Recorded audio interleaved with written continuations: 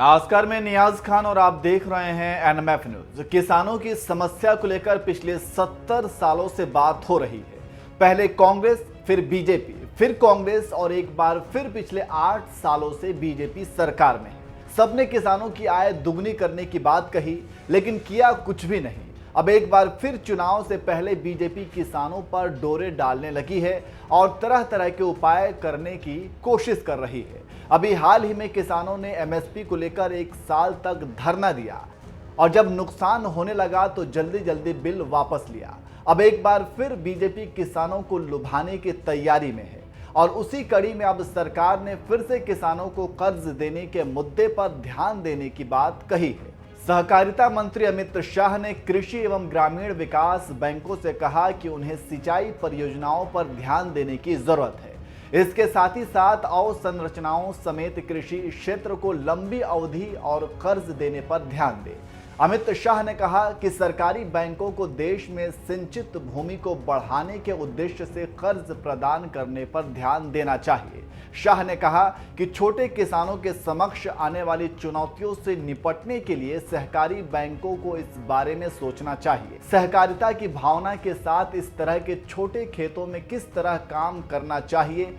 शाह ने कहा कि भारत में 49.4 करोड़ एकड़ कृषि भूमि है, जो अमेरिका के बाद सबसे ज्यादा है। यदि पूरी कृषि भूमि को सिंचित किया जाए तो भारत पूरी दुनिया का पेट भर सकता है। एक राष्ट्रीय सम्मेलन को संबोधित करते हुए शाह ने कहा कि यदि आप पीछे मुड़कर देखेंगे और सहकारिता संस्थानों के जरिए दीर्घकालिक ऋण की बात करेंगे तो पिछले 90 सालों की यात्रा पर गौर करेंगे कि यह कैसे कम हुआ है, तो आंकड़ों को देखने पर पाएंगे कि यह बढ़ा ही नहीं है। तो आप समझ सकते हैं कि केंद्र सरकार ने क्या किया है और अमित शाह क्या कर रहे हैं। वैसे हम केंद्र सरकार की कुछ योजनाओं के बारे में बताते हैं जो काफी किसानों को फायदा पहुंचा रही है। देश भर के किसानों की आर्थिक मदद के लिए सरकार द्वारा विभिन्न तरह की योजनाएं चलाई जाती हैं। पीएम किसान सम्मान निधि ऐसी ही एक योजना है। इसके तहत किसानों को हर साल 6,000 रुपए सरकार की ओर से दिए जाते हैं। हर 4 महीने के अंतराल पर किसानों के खाते में 2,000 रुपए ट्रांसफर किए जाते हैं।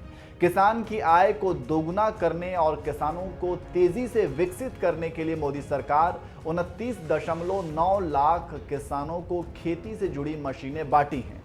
सरकार में आने से पहले पीएम मोदी ने वादा किया था और कहा था कि 2022 तक किसानों की आय को दोगुनी कर दी जाएगी और इस वादे को निभाते हुए मोदी सरकार 2016 से अपने लक्ष्य को आगे की ओर लेते जा रही है।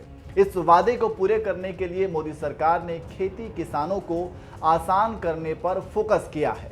सरकार ने किसानों की आय बढ़ाने के लिए प्रमुख योजनाओं पर फोकस किया है। उसी का नतीजा है कि अमित शाह ने जो कहा है उसी को ध्यान में रखकर है। देखना होगा आगे कितना फायदा होता है।